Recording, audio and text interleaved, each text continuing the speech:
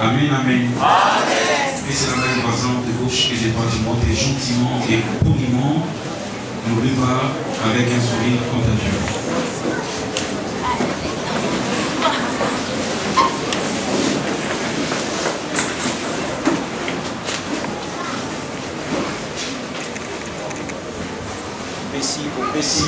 Mote d'une manière expéditive.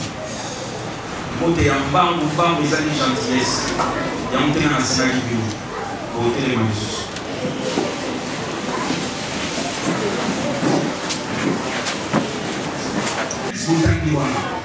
Il a parlé comme un prophète. Il a aussi parlé, disons, comme un philosophe. Parce que ça n'est figure de style, mon pote. Il y a une métaphore. Il y a le Koubalina. Il y a le Bible. Il a annulé les documents accusateurs que les commandements retournaient contre nous. Il l'a fait disparaître. Il l'a cloué à la croix. Il a déplié autorité et pouvoir. Il les a publiquement livrés en spectacle, les a traînés dans le cortège triomphal de sa croix. Dans le verset 14, verset 15, à la longueur, il y a Seigneur, il a effacé l'acte. Quel acte est sur l'effacé? Les mots traduits par acte en français. Dans le côté grec, Kéirographone. Kéirographone, c'est une lettre de reconnaissance et comment par la main propre Yamutoyo Azana Nyongo Yamuninga. Et ça lettre de reconnaissance qui est une sorte de décharge.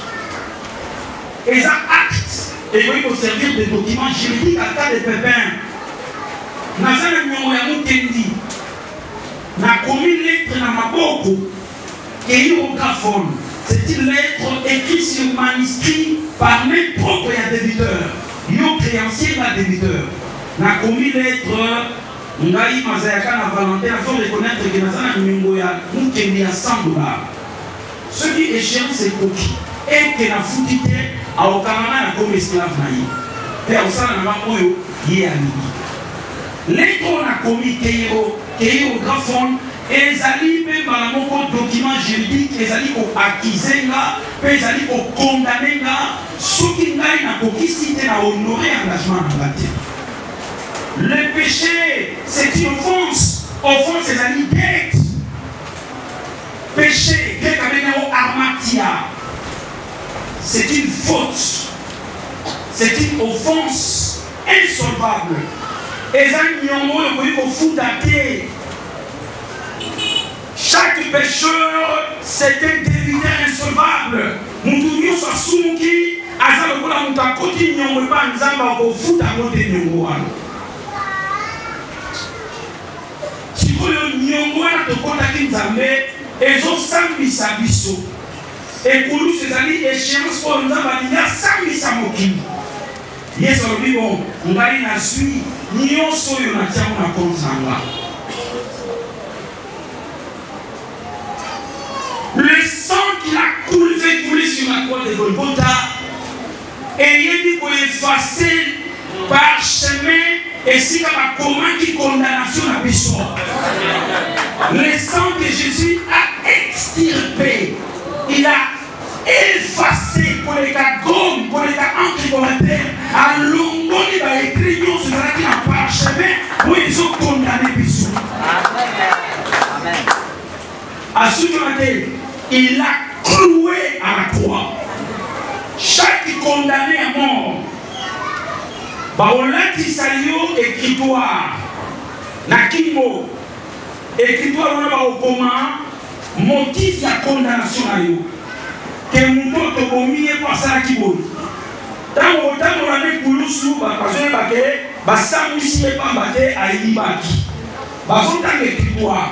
Si on est au commun les kulusu Babekyo basete pe basu écritoire balomona na kingo babeka ngona muntu na yo.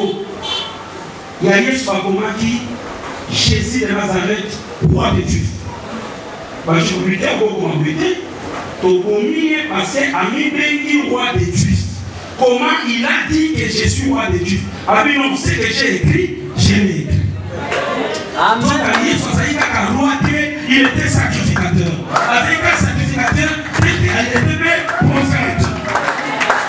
Mais pour nous, sous ma soumunion, soyo sala. Banda comme on a les Adam qui n'ont les lots. Et comment il a commis Jésus de Nazareth, roi des Juifs. Donc c'est un sacerdoce royal. Le roi est à la fois sacrificateur. La loi écrit, le sacrificateur portera les péchés de son peuple. Bon, on a 4 écritoires rouana, dans le sommet à cette condamnation à Yopé par rapport au péché. Dieu a condamné la condamnation. Ça ne finit pas de l'eau là. Et fou-moi-mi. Au juste la tienne, si vous commis moi, n'attendez. Alléluia.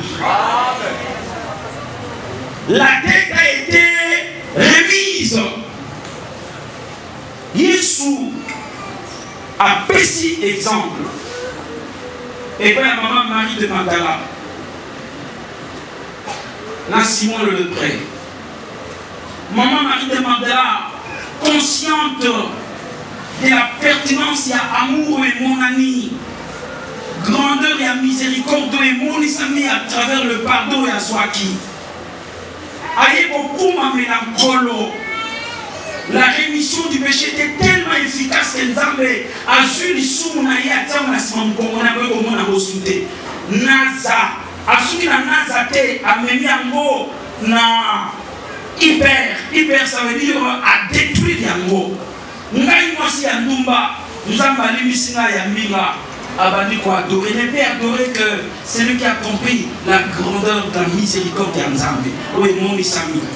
Pendant qu'Azali ko adorer Nkolo, azo pangusa makolo ya Nkolo na maya misu na ye. Simon le Lepreux petit baku. Ako prophète andengeni. Moi je suis pas aussi passé dans ma boue.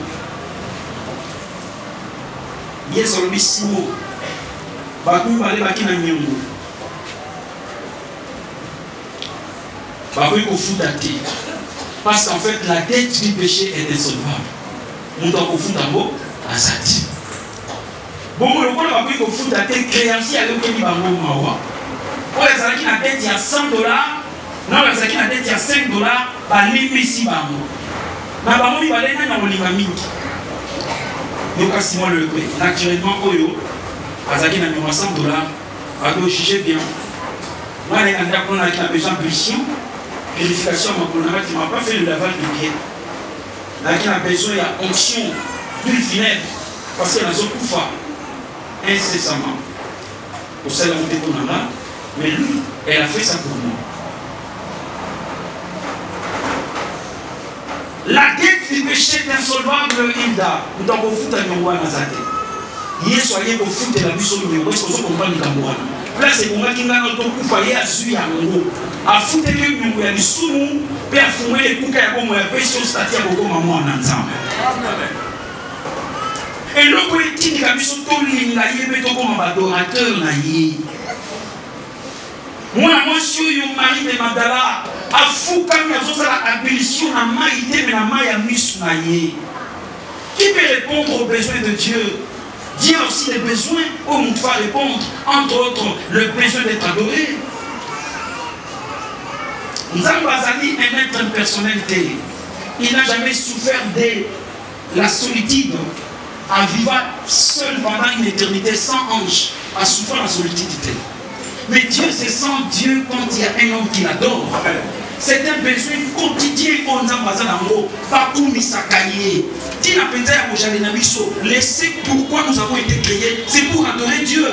C'est un péché de lèse-majesté dans mon motomo Christo. Sans adorer. C'est un péché. C'est une ingratitude. C'est le manque de reconnaissance. Nous devons comprendre pertinence ya Molibo ya Nzambe. pour adorer. Et dans l'adoration, il y a un échange. L'âme se penche. L'âme, c'est le siège des sentiments, avec des émotions, avec des ébats, avec des youyou, des paroles, des reconnaissances et d'amour. Nazali ko exprimer bolingo na ngepa na nzamba à travers l'adoration. Nakoki ko soit n'importe quel cantique et accompagner nga. Nakoki ko emprunter quelques paroles de la Bible et accompagner nga. Mais nakoki ko fungula pe liziba motema na ngana so parola ko pa na nzambe en guise de reconnaissance ya molamo nzambe amoni se pa inangai. Dieu est en quête d'adorateurs. Bato ba ko rendre la sincère de reconnaissance na mosalo esalama kini kulus. Quelqu'un a souffert pour nous, frères et sœurs. Fingo to bengi flagellum tamba so beta ya momutu. Suka na moza laki na sete ba kumba lokola ndobo etobola ka mingi na ba condamné ba reza ki ko bima bango. Michoko ze ko bima montaka na film na ba metti o sete. Kolo mukula wala sabiso nzoto ezoka ki kota ni kulus. Mukula zo fu la livre la rédemption ba mona e ba kota. O mona na film des films des le côté. C'est l'équilibriste. Mon nom pas si beau soit. Bon, somi, petit frère, maman en tu peux passer toute la journée sans adorer Dieu. C'est un péché de lèse-majesté.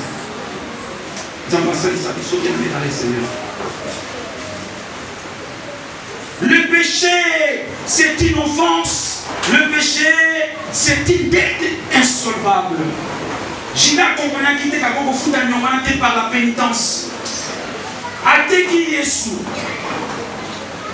na 30 cycles d'argent atakoli valeur ya mokonzi na biso na prix ya esclave 30 cycles d'argent bapesi ye mbongo mbala moko kipamite bando sala ye abando souffrir na kati na ye pe ndenge na koteka ye mais ne mérite pas cette mort en tout cas na sali mabe oya si baba na sentiment ya repentance asiba na sentiment ya remords pe ya culpabilité. Remords ezali autocondamnation. Culpabilité na kisi na zo na mi comme si coupable na sali mabe. Et ça bien sûr ezali conviction du péché. Et bon même la repentance sincère. Mais sur ezali simple sentiment de culpabilité, simple remords. Et bon comme on a suicide. Et quand on met maillot, l'apostasie, et quand on met la rétrogradation. Satan, c'est un grand menteur. Avec un grand menteur, c'est le père du mensonge. Bien, nous sommes utilisant dans ça, sauf le mensonge. Créateur, il y a un mensonge et ça, Satan. Quand on dit qu'on veut le péché, il joue son rôle d'accusateur diabolos. Il faut exhorter la grandeur de la grâce. Ça comprendre. En fait, les hommes sont se faire ça. Dans le souki, il change d'enseignement. Il change de cantique. Alors il faut bien qu'on ait la conscience pour harceler. Que vous d'ailleurs dans le lien baka. Ou qui sont aussi ma souki pour pensario. Alors il faut culpabiliser. Mais avant il y a vraiment que les gens parce que la couloir de la tolérance en tant qu'accusateur. À qui accuser avec ce le droit par rapport à la protection. Il ne mérite pas la protection. Si ma zone n'est pas naïve, à culpabiliser le rôle est au bonheur aux allemands ensemble, à l'homo stabilité spirituelle, à l'homo vie de prière à casser un mot, au père de celle qu'on a ensemble, au point qu'on va même pas, son temps au candidat et au salaki. Même quand on est au gars, il y a des sacs qui sont il y a même pas de on va dire qu'on même au Sahara, on va dire qu'il y a musique, à bâtir au Goumayo, petit fait, à bâtir au décrire. Jida, Jésus c'était grand faiseur de miracles. Attends, Tekié, autant que la Nicolas Maï, attends que la Maï, nous avons quand même zaté, autant que la Poué, pas comme nous avons Moko, on a qu'est-ce zaté.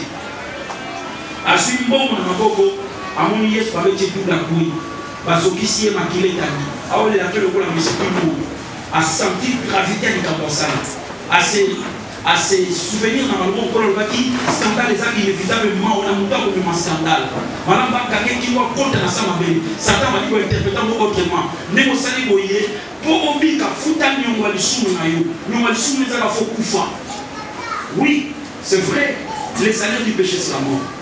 Donc à ce moment tout fait qu'on a le soumettre, ok, n'a ni fait l'eau, parce que vous êtes innocent, il faut qu'il est innocent. Et Koufa pour l'aïe. Vous comprenez? Ça veut dire qu'il faut Koufa pour soit qui vient à l'Ikamo. Ça les ont mérité de moi. Il n'y a pas une autre contrepartie pour faire ça.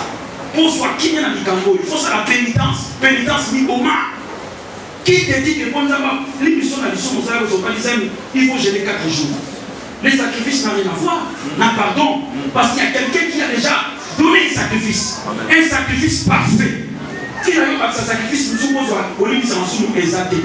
Crois seulement à l'amour du Seigneur. Crois seulement à la grandeur et l'amour et mon sacrifice.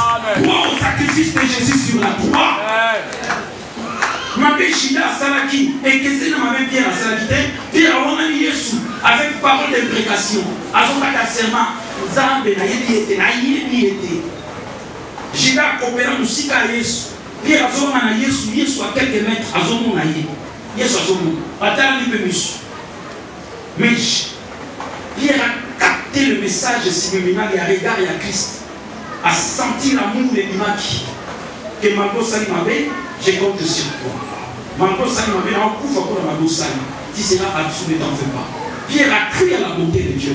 Il a cru à la fidélité du Seigneur. Il a cru à l'amour du Seigneur. À croire, à y amener grâce, simplement par la foi. Ami Bomakité, pour compenser ma soumou et salaki. Ami Bomakité, pour foutre pénitence, il y a une soumou et salaki. On est la mission à Zako Nyo pour ma colonion. Quand c'est tortueux, ils sont la confession. Aux Joaquin Zamete.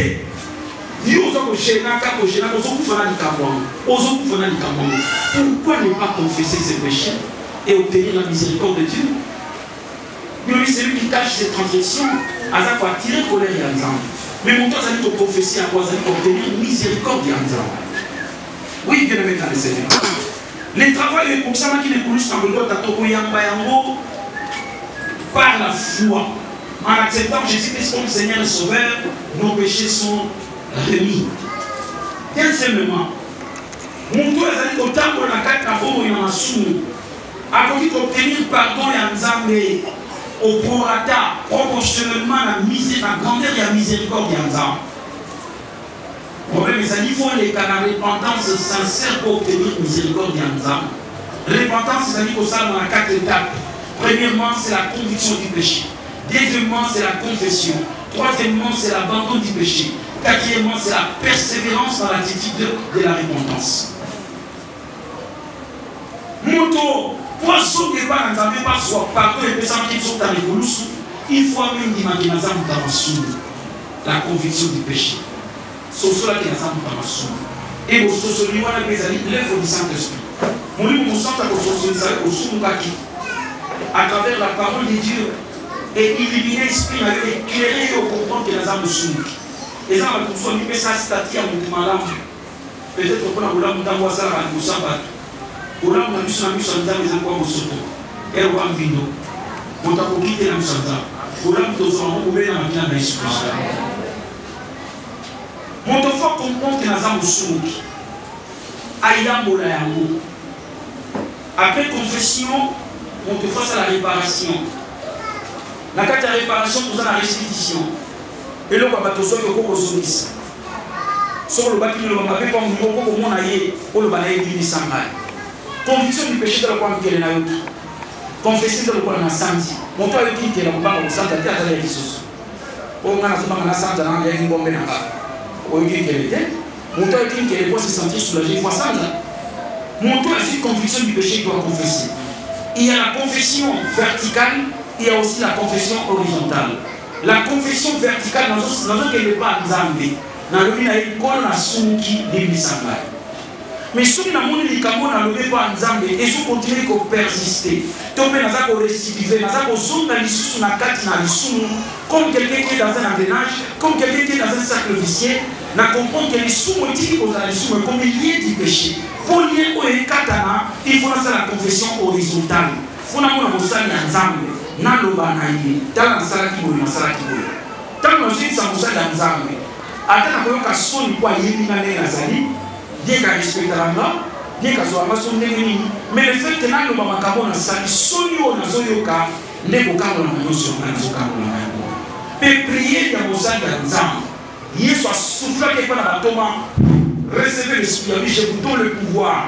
Bateau, nous sommes mon salut est établi dans le ministère. Il a reçu l'onction d'après sa vocation. Il a le pouvoir d'absolution. Le sang est au Katasinga. Combien tu es ployé sous le poids de ton péché. Et son coup, par exemple, tu commences à souffrir même des maladies psychosomatiques, la schizophrénie. On va dire souffrir l'anorexie, le manque d'appétit. On va souffrir l'insomnie, on va la tête. On va souffrir un manque d'assurance parce que tu as un péché non confessé. David a dit en Psaume 32, tant que je me suis tué, figure n'a pas ici, zèle n'a pas commis sécheresse, n'a pas commis quoi n'a pas kaouki.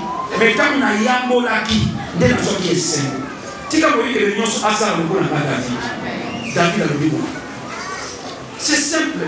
Vas-y confesser ton péché. Yo ya awa. Au monde a pasteur na yo.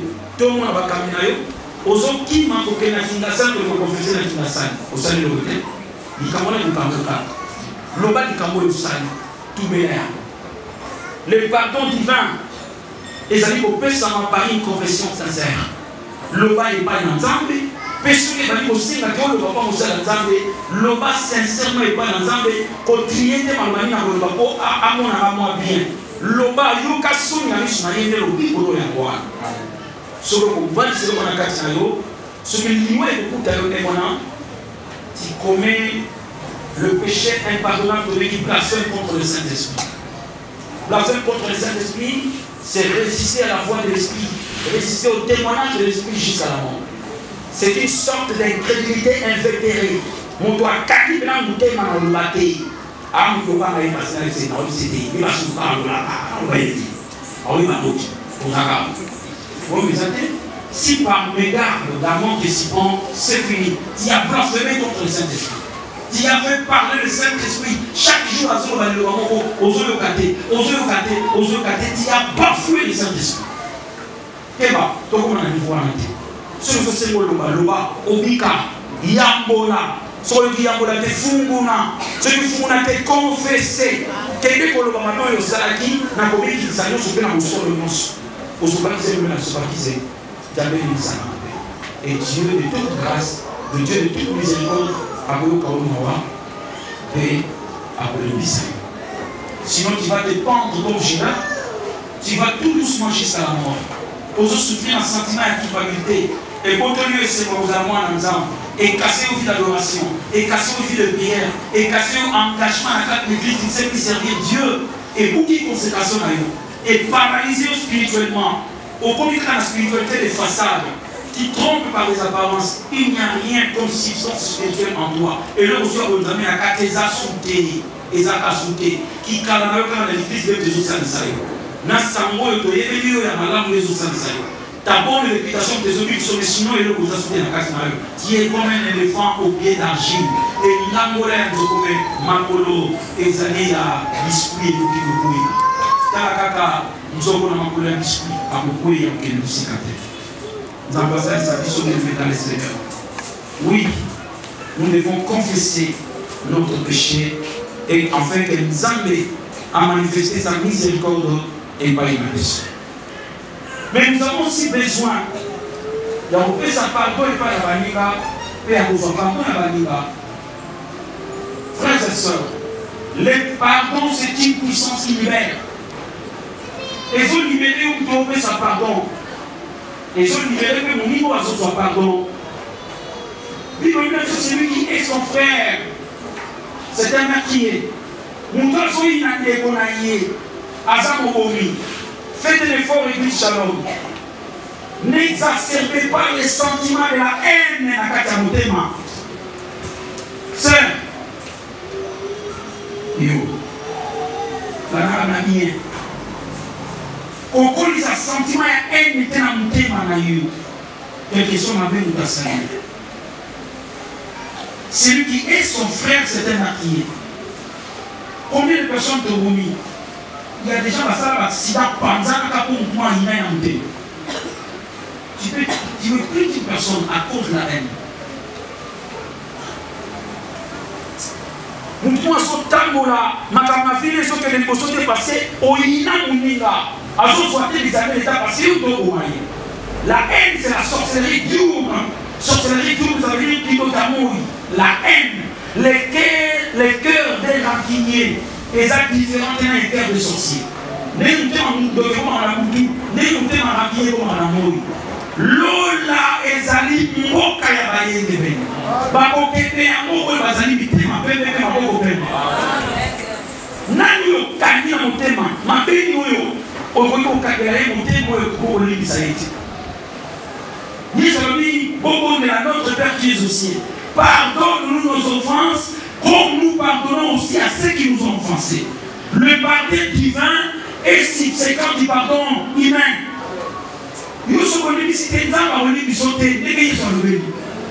Pardonne-nous nos offenses au chronata de ceux que nous pardonnons à ceux qui nous ont offensés. Autrement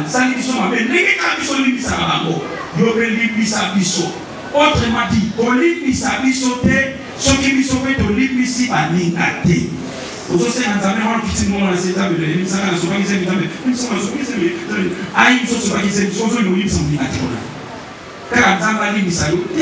le pardon divin est subséquent du pardon humain. Ceux qui ont l'unicité, n'est pas pour l'unicité, c'est ça le principe. Dieu travaille sur base de principe.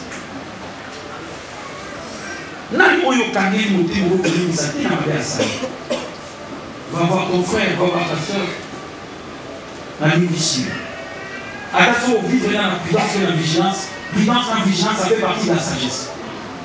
Mais on a la haine dans mon témoin. On vit dans la distance dans nous, sans grâce à la haine. On comprend que nous sommes dangereux pour nous. Alors, contacter la trajectoire à destinée là-bas, mais on n'a pas tenu qui m'a dit. On a mis un thème là-bas, on sent de la bonne aïe. Mais on souhaitait dans la moyenne aïe. Sans haine. Mais avec sagesse et prudence. Ça, c'est autre chose. Yo, kangela batubite awa na kati bisoza combien on peut s'en monter. Na mapanga bozofa na boza combien? Bosambela l'église on peut s'en monter. Oya kuta na kaka le gaba na malamu. Ozoa pe ozola. Oya sana di pardona mo ko ozola mo dimanche ko na makam. Wate na ndo ni batam te lobia. Ya mo lobia mwana bozo kufa pe bozo ko ba koka bobo ta ba koka. Bozo ko ta be filme. Nzambe kutambe ngate. Akebiso te lokolo ala kakibiso te lilo banzambe la kiyo ngate. Autant na compte na batiso makamkomelo nyoso pasteur to te lilo banzambe la kiyo yango. Ngai te lilo banzambe te la kiyo. Koliano lango dimanche te soki to ko makam na ebiso déjà. Alors soko lingo zo lango sala kimena ndeko na yo. Soki za possible. Alléluia. Amen. Sala restitution sur za lelo yanga. Ah. Nazai ko sambela depuis ma petite jeunesse dans au sambela. Mais naïba moninga livre na classe. Faute de moyens au somba livre na qui cher naïba moninga livre. Na ba parents nazali na ngoni mateke buto taïba livre. Ba poser la moninga na sombo ni tamu. Boda zalia kinzenga. Brésilien kinzenga la sokota na nene. Kinzenga wana musamu. Ba poser la kinzenga na vonda. Donana kinzenga kumbi bitumba. Zoba na mbi na batama na vana na kimba. Afana na kimia. Ah! Et bah nous matanga na mutemba. Et wolo mulanga kimia. Sono sami na kuka wana na kumba moko très mal à l'aise. Livre ya ngulu. Sono soni sa. Ba igon mona nani, ba igon de na hiba. Ah, rien. Jour na sambe la mutomba na makasi. Nina za na kimia. Na lambela au na tongo garçon devant na yosi. Na veli ba manga. Et wahanga. Akila na veli wahanga. Ba igon. Ah, oh, volonté, oui, tu es bien pour ça du devant. Il y a dans ça l'église qui est servant. On va tout ça ici. Mais c'est pas égaux. D'ailleurs, on a tout ça qui passe en Libye. Bon. Il faut ça quand tu te mets dans un enseigné. Pour ça, la prophétie de ceux qui n'ont pas qui m'appellent, ceux qui la signent, inconditionnel, la yévité, on a besoin de dire que son secrétaire, ceux qui ont même, lui ça. On sait pas si c'est un orgueil, nous. Vous savez que la pardon, la formalité, mais en même temps, on va l'émission, parce que c'est un orgueil. Nous, tout le temps, c'est pas qu'il faut s'entiter, il y a humilité, il faut qu'il t'anasse. Même si pas bon, il faut lire ça, les mamans, on va vous dire. Pour moi, vous avez dit, pour la livre, le livre, on va ah, livre, il y a un livre, on va livre, les ressources. Ah, la suite va pouvoir monter là-bas. Qui les a voulu pour ça de terre qui il va se montrer calme, très doux, mais voler, il va aller là-bas. La moto va aller le couper la joie. Il va venir le couper. Si vous lisez, vous voyez, n'a pas même autant de côté. Si vous avez ils ont condamné. Les gens payés à 7 ans passé, qui n'écoute pas la côté. Est-ce que mon frère, tu es déjà pardonné? Si tu peux les partir avec ces livres, tu peux l'emporter dans la maison. Maintenant, c'est pour toi. C'est à toi, ils ont abattu. Au salama, madame, démocratie qui a pardon, mais sur aux unités qui à la fois nous sommes dans la main. À ce qui a zéro. Après, on peut passer le livre. La Bible a dit que vous savez, il va vous passer. Repentance, c'est la confession sincère. Et c'est une appelle préparation à la restitution. Il y a un coupé à Batou. Il y a sous-vêtements, il y a 200 francs, 500 zali. Au plus, ma maman, il y a des balades à bâtir dessus à côté, il y a plein de zali à tomber à 100 francs zali. Au moins, sur la tête, au Javel, on est passé au Latinayo. On a coupé à Batou. Na banali ya petit on va y va sembler na sous-vêtement. Na mona ye na mo, na mona ye na sembler. Donc à déduire que ce est pas bien. Comment on peut comprendre un niveau au calibre monter le bateau au fond là. Parce qu'on peut poser ça. Ça la restitution, ça va aussi faire la Alléluia. Amen. Dès qu'on a ôté à boyer, et puis on va toucher dans le banzan. Maman ouvre la machine dans l'église qui toucher dans le banzan. Na soupa ya mon pasteur, maman ôté au témoin. Nous avons un carnet de nous. Na yuka ayo ko passer na monter na mona normal. Mais ni na yuki nité ya oyo. Na sentir que na sali ma peine na miso nzambe pe na sali ma bien mbana. Camarade mbana nganga to ni manai. Si vous voulez le vivre, il faut confesser. Mais nous avons dit que ça y est. Parce que nous avons par sagesse, nous avons dit ça a été. Nous avons confessé par la main. Nous avons dit ça par la main. Nous avons dit ça. Si vous ne l'avez pas dit, vous avez été dans la vie de la vie. Soua, et vous pouvez abonner dans sa peau. Dans Soua, Allah n'a pas la tête. Allah nous sommes pas là. Chérie, Azan Kapono. Né, les Osomona Naboye, Azan Likambu, Manaoku Foto, Muna Likambu, Mosa Banolina. Avina Lokola Mutagini Amai, Mama Moe Sayo, Soko Bimisana Mayo, Soko Zinsan Amai Nakufayoka. Mano Mona Awa, Amimana Kamarado.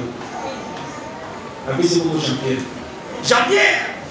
Jean-Pierre Souza Wazalaka, exemple là. C'est la coïncidence. Jean-Pierre, oui. On va la famille qui n'a pas ni moi, si, avant de silencer pendant 2 minutes. Si ma vie silencie, chérie, on va mettre un pin, il était dans le chéri. Comme Michel fait un deuxième parcelle, on a moins de 2 ans à l'année.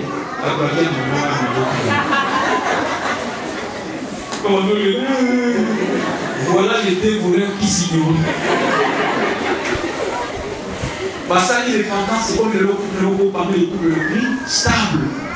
La repentance a réparé les choses. Vous avez besoin qu'il y a. Qu'on compte nos ocons de l'intérêt, qui souffrent d'inculpabilité. Qu'on compte nos ocons et c'est un souci de malheur. Tu souffres de la culpabilité. Confesse ton péché. Dieu est juste fidèle pour te pardonner. Mais on peut tout rentrer dans Jésus-Christ. Bien mes frères et sœurs. Le pardon, c'est un petit mot. Or, sans pour dire, c'est le symbole de la divinité, la perfection. Vous avez la salaïté, la katakaïté, sur mesure, la kataïté. C'est la perfection. Moi, je suis là-bas avec Tizéki. Oui. Pardon et où tu as la montagne, je tiens qu'il n'a pas encore. Montagne, je suis on t'appelle, tu t'as pardonné. Au courant, on lit ça dans son thé, on t'appelle quantité 4 maillots. Aux gens ont besoin de Nzambe pour que ça je te pardonne. Toi, pour que le papa mourir dans le qui dit ça, on sait que mourir, tu sais pas mourir. Papa, moi, c'est qui médecin. Vous trouvez comme par hasard. Va visiter dans le livre dans le bout. Côté dans la carte, mais il est bien armé jusqu'aux dents. Va côté il va se faire aller à 6. Va candier va signaler dans moi signaler. Azali na 3 jeunes filles na bonne moko na garçon.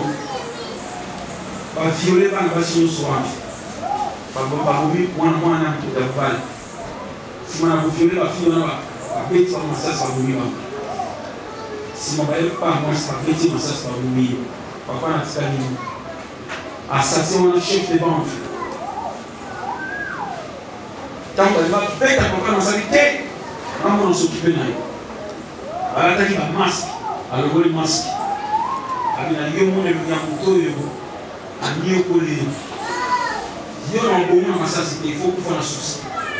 Mais pour perdre des noix-ci, on va faire un pognon pour que non.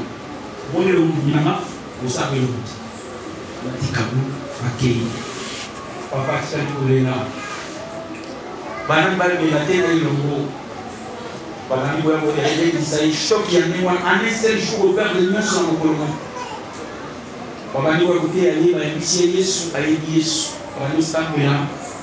Ndako comme les qui va ko souffler à tête de nous sur ndako ko ki médecin à quel na poto à ko s'installer na poto. Comme un poto à ko médecin dans un hôpital, c'est un hôpital privé. A presté après quelques temps comme médecin directeur. Mon souba il a un grave accident salam. Mon tour a panzanier l'homme l'année à mon quête accident. Les bailles d'aller va soigner, va infirmier va côté va couper un médecin. Médecin allié à la boyer, à la bien de la boyer. Or, quelques années plus tard en arrière, moteur à côté là on a un gars ou alors on a masse vital et on a osé à le côté yéwan. Mais ça va donner là à son moment à bureau. Mais finir va dire le temps de sous à ça des bonnes noirs. Comment va dire c'est tellement ça des bonnes quoi les ma casse pour le qui m'a casse pour lui. La bureau qu'on a monté le bateau matin. Au mari. Mais il y a une tombe à ça il t'a nazi. Alors il t'a alors il t'a non aussi. Mon non tu dois pardonner. Nous devons au maillé venger. Nous devons qui doit pardonner 70 fois 7 fois.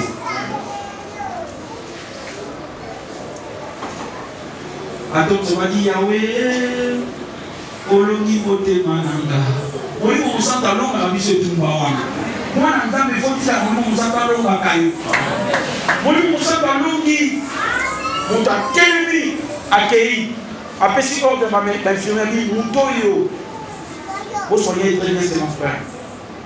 Chaque union se retourne en contre. Donnez-lui des choses appropriées, applicables. J'ai besoin de lui, c'est mon frère. Approprié, il va soigner, va lutter en coma. Tant que vous avez mis en coma, il y a tellement de médecins, il y a ça qui m'a dit, maintenant, fils de l'Ikoban, mon frère. J'étais déjà pardonné. Mais frère, vous comprenez, qu'est-ce qui se passe? Parce qu'on a demandé à Philippe Méline. Avec cet homme que vous voyez, nous serons avec la vie qui est là, pour qu'ils s'habillent sur mon colomoto. Chef de bande hier, on a fait dans le boulot, Kaboul, atteint dans le vie, au sein de la volonté, on a pu faire un souci. Nous avons ça contre la balle. Mine ma vie, à Zotanaka. Alors, puisque on commence à monter sur la canne de la bocamie, Mundele soka na ami boma obi boma.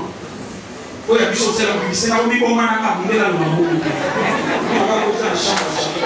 Oh, akufi. Mundele wa. Mundele mo akweki awa na mva en face ya Onatra. Ami boka. Mundele ya wa. Ya biro ya kuta. Kama nimebeba kwa ya kao na ndi mango te kao. Boleh sama kau ya, andi makan itu. Kangai, teatre. Donc il faut qu'on a l'hôpital à 2 jours. Allez, là, il y a quoi après, c'est pas ça. Nous sommes commissaires à quoi qui a. On a dit à quoi qui. Nous comptons bien à Kangamaki. Nous comptons. Kangamaki, on a l'hôpital. Et je vous appelle pour Kanami. Pour Kanami, oui, oui. Au moins, tu as tout Kanami. Les gars, si on a offert encore un. Tout à l'heure, on a offert encore un. Théâtre. On va au point en solo, mais je n'ai pas dit de manière générale. Parce que l'on dit matin, on a quoi et pose un cas particulier, je parle d'une manière générale. Quand il faut quoi le solo. Alléluia. Nous mêlons sur la canne à canne. Pas bien la santé. Nous avons dit que la publicité est. Oh, non, il y a beaucoup de choses. Beaucoup de choses sont en théâtre. Une fois, il y a un bin à théâtre, on est allé à la police. Moi, bien, il y a des choses qui ont passé sur la route. Il y a des choses qui ont passé sur la route.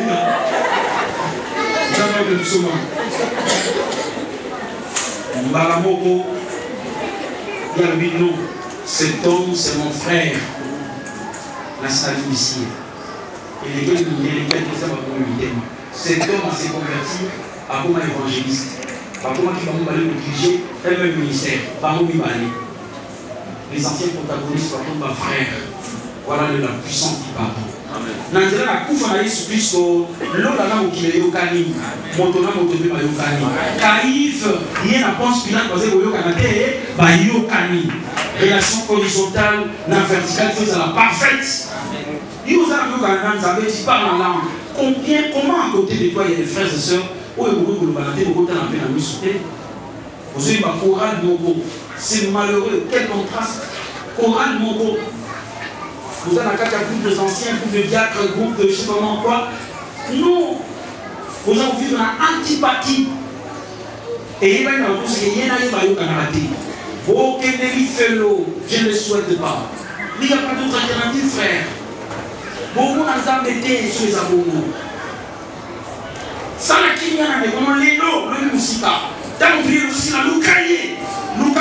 On ne sait jamais sur sa combien. Alléluia. Amen. Père, pardonne-leur. Tata Libisaba. Bateau de Badoni Mana. Ah, on a été, vous savez, il va y avoir bateau, on a fait le temps, on a fait le temps. Bateau de Libisaba, on a fait du baga. Je suis dans le kimo, on a fait 4 mailles de Moula. Oh, on a vu du coup, on a vu la carte de Pénia. C'est quand on met à part pour le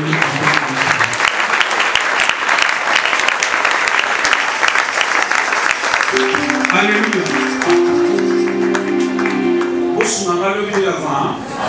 Le bientôt il y a 20 on a 16 ans tantôt à la fin on va le tantôt à la fin tout sous savon tellement tout ça peut comme ça la beauté matin aussi ça va ça to fukama loba na nzambe ali bisa biso mabe to sali na biso le ayo ki biso mawa loba na nzambe biso ko liwa ko oli bisa bato basala tout ça la prière de repentance tout bon qui ça dans Zambé tata na biso alors que la biso maman qui a te donné dans Zambé na itango na biso na bisa na biso ça qui a kokomba na ba mona qui te yo Zambé monaki na malobo to loba qui a mapé ko na kotomba baninga konfi Zambé tata libisi la biso mabe pe bikunga na biso to pengwa ki na biso na yo kolo to inaki lokola satana moyini to inaki lokola ndoki moyini o to sala ki ndoki ya moi ko to lingaki bato basala bile lingi na yote oni ngai mwana na moto na moto yo nzambo lingi oni ngai mwana na moto na boya moto yo nzambo yo lingi limbisanga ikolo limbisanga